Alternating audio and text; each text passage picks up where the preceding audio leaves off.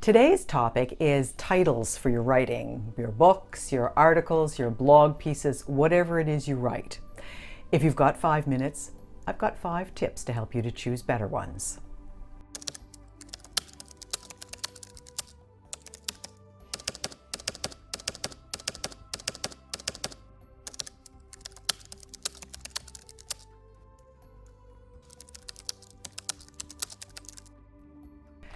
Now, I suspect that you want people to read your writing. You would like them to buy your books, you would like them to read your online articles, your guest blog pieces, your magazine articles, your news stories, whatever it is you're writing, you'd like them to read it. But the question is, what is it that's going to draw someone to your work, that's going to make them want to read it? Now, arguably, if you write books, people suggest that it's your cover that is your greatest marketing tool. And I'm going to suggest to you that that's partly true, but in fact, it is your title that's going to draw people to you. How then do writers choose titles for their pieces? There's no easy answer. There are so many ways. There is a great little book that I own. It's called Now All We Need Is a Title. It's about famous authors and how their titles came to be.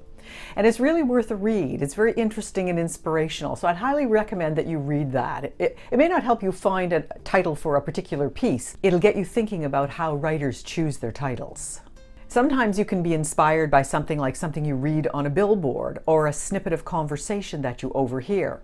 There are an awful lot of different ways, but there are a few tips that you need to take into consideration to make your titles really great. Here are my 5 tips.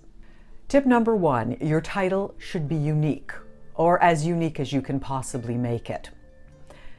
How are you going to know this? Well, if you're writing a book, I would recommend that you go on to a site like Amazon and search for the title of the book that you want to write. And you may say, well, I haven't written it yet. That's not the point. The point is for you to find titles that are the same or similar to the one that you want to use.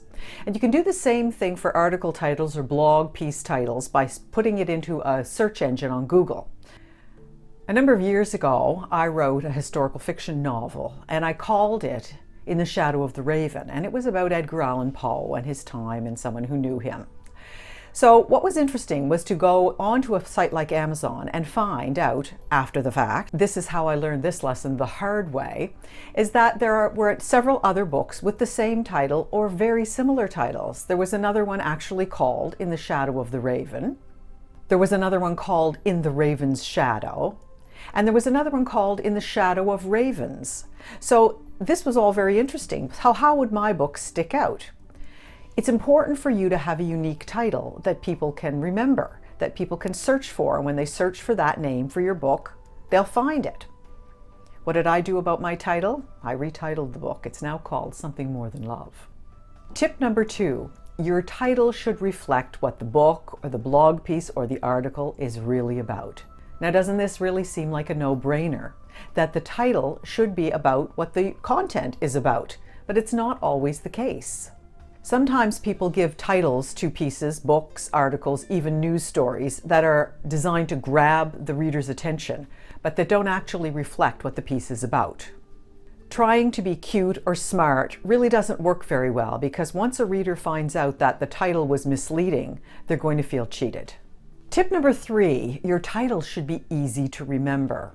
Wouldn't it be really nice if someone would read your article or your book and remember the title, and it's short enough for them to remember and tell it to someone else so that someone else could then read it?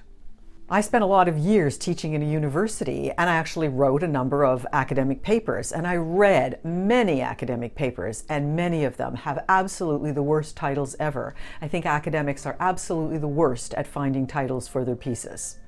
Even academics can benefit from thinking about titles that are unique and titles that are easy to remember. Tip number 4, do not pack your title with keywords. This is sometimes referred to as keyword stuffing. This means including words that you think will be easy to find, repeating words, using words out of context.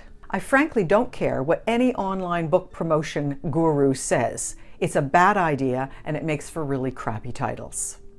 Tip number 5, try to incorporate some kind of a hook without being overly clever. How can you know if your title is a hook for a reader? Well, it might be easier to look at some titles that in fact are not hooks at all. One of the particular types that comes to mind are single word titles. The novel Jaws by Peter Benchley might be the one exception that makes this the rule, but most of the time a single word is not a hook at all for a reader. Now think about this for a minute. What if I had called this video Titles? That was it, one word title. Would you have been interested at all in watching this?